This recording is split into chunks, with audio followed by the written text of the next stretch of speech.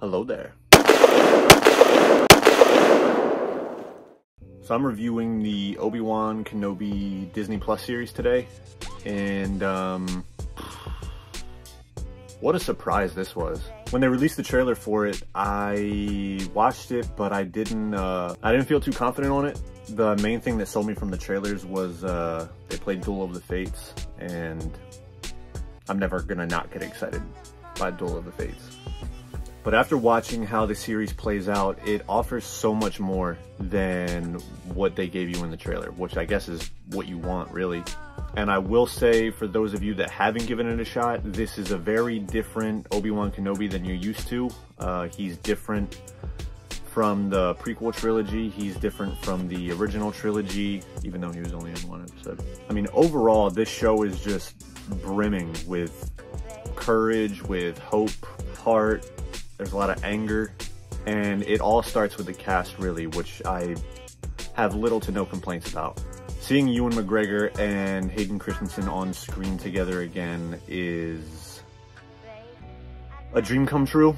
Moses Ingram, who plays Reva, I was very much on the rocks at first. I did not know what they were going to do with her character. I wasn't really enjoying it, to be honest. Not to the point where I'm gonna go on social media and leave a bunch of hateful, racist, stupid-ass comments, but that's what a bunch of Star Wars fans did, so thanks for making us all look great.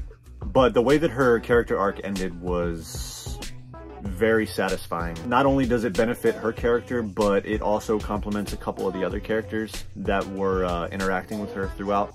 But the standout of this show is Vivian Lyra Blair.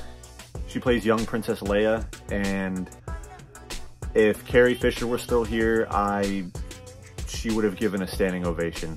She brought so much to the table and really personified this character so well. She had the charisma, she had the heart, she had the sense of humor. The series really dials in on the guilt and the trauma that Obi-Wan carried with him since the end of episode 3. And you see the different ways that it affects him. He has nightmares, he hears voices, he has visions. Like, this series also, along with Rogue One, it really raises the stakes, and it makes it, just makes it feel more special. And the way that they handle Darth Vader throughout the whole series, I don't know that we've ever seen Darth Vader more powerful, more intimidating, more ruthless. We're snapping necks, we're cashing checks.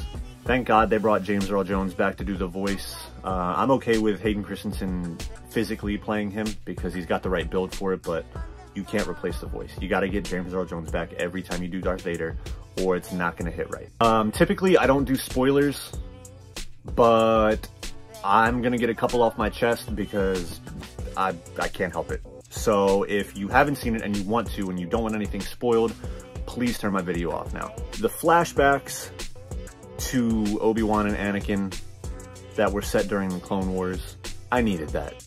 I needed that for my soul. I needed that as closure. I needed to see them in that environment again. The way that they play off each other, the dialogue and the writing were fantastic. Neither one of them missed a beat in terms of embodying the character, in terms of lightsaber duels. They still had all of the motions down so fluidly. The apology from Obi-Wan to Darth Vader, that 4-minute sequence, or however long it is in the top 3 already, I think, for my favorite Star Wars moments ever. The way they used the lighting in that sequence to play off of Anakin feeling conflicted, or when he's fully embraced by the dark side, the way it transitions from the red to the blue, just the emotion conveyed by both actors, it couldn't have been done better. And my last little spoiler that I'm going to throw in here, we got Qui-Gon Jinn back.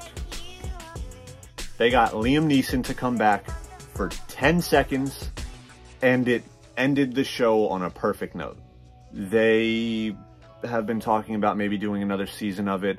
I personally don't want another season. I do not want Obi-Wan Kenobi to continue. I love Ewan McGregor and I love him playing the character. You don't end it like that. to come back and disrespect it. Just leave it as it is. That's it. Just leave it. But if you haven't checked it out, it's on Disney Plus. Please go give it a watch if you have it. It enhances every aspect of the Skywalker saga. Anyone who has an issue with this series, I really don't think that you're fully accepting of character growth or just pushing the needle in terms of how you tell a Star Wars story. As always, thanks for checking back in with me. I appreciate you watching. I appreciate any feedback you give me, and I will catch you guys in the next one. Peace.